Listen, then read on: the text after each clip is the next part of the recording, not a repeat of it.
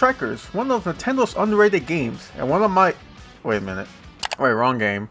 Actually, we're talking about the most recent game in the series, which is Mario Strikers Battle League. Okay, right away, this game personally is a mixed bag. There's some good and bad in this game, and I guess a way to show what I feel about this game is to compare it to the original Mario Strikers on the GameCube. Mario Strikers has been the closest to me as to playing a sports game, mainly because I actually played soccer before and know somewhat how to play it. And also the fact that most games are made by EA.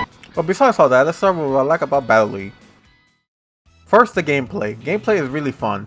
To the passing, items, tackles, and scoring, Battle League has vastly improved from the first game on the core gameplay. From having different tackle types to rewarding you if you perfectly dodge, it kind of prevents players from just abusing the tackle move and makes more players more on edge during a match. Secondly, the game style.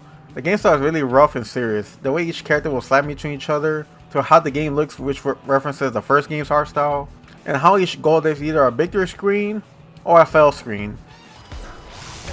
You fucking Bowser! Oh yeah, Mario, you tell him. I won't see that again, hold on. When I scored, he just smacks the fuck out of Bowser. And the last good thing about this game is that it really is a multiplayer game. Is that up to 8 players can play locally and it supports online play. Probably besides other Nintendo IPs, Battle League is another multiplayer you can have in your archives. And the main reason I got this game is to mainly play with friends locally. And with that all the way, let's get what I didn't like, which is mainly 3 things. The gear / stats, content, and price tag. The minute they announced gear that manipulates stats in the trailer, I got worried. Because I know that will lead to certain characters being OP or unbuyable in gameplay. Personally, I like that in the first Mario Strikers, every character was the same stat-wise, meaning that each match was somewhat balanced and equal. And Battle League currently there's already top tiers and preferred gear preferences that I know promotes competitive play, but personally I wish they didn't add stats and make gear more akin to cosmetics or skins. The next thing is not enough content. If you play this game with friends, you have almost unlimited playing time. But if you don't play with friends or online, the only thing single player can do is play the Tournament Cups, which is normal matches that teach you how each stat affects gameplay and gets progressively harder. But besides that, there isn't much to do. I would have hoped Nintendo would add extra content or modes to the game to differentiate from previous games, but it ended up being practically the same as the first game content wise. And sadly, if they were going to add more content to the game, they would have either made it later DLC or worse, a paid DLC.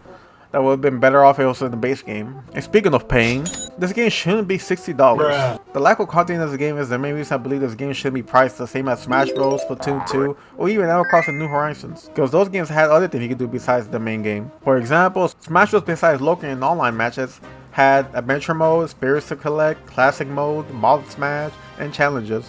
Splatoon 2, besides local and online matches, has a start mode, summer run, shops to decorate your Inkling, and the Aqua expansion, which is actual DLC worth getting.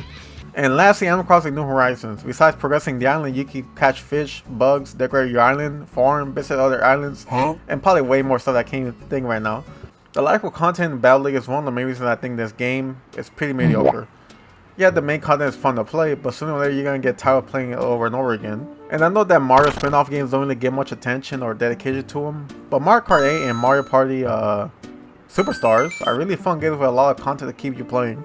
Overall, Mario Strikers Battle League feels like a ported version of the first game for the Switch. Paying $60 for this game is not really worth it. The show has done the same thing as Nintendo Switch Sports and priced Battle League at $40, or probably even less. But what saves this game for me is how it promotes multiplayer. In the first game, only up to 4 players can play, but in Battle League, up to 8 players can play locally and 4 players can play online. And also Strikers Flow, which is for the more competitive players that might keep the game alive, but who knows. Battle League is another game I can add in the archive of games I can play with my bros, and have a jolly good time, even if I suck at it. But seriously, Nintendo is next level games. Where's Daisy?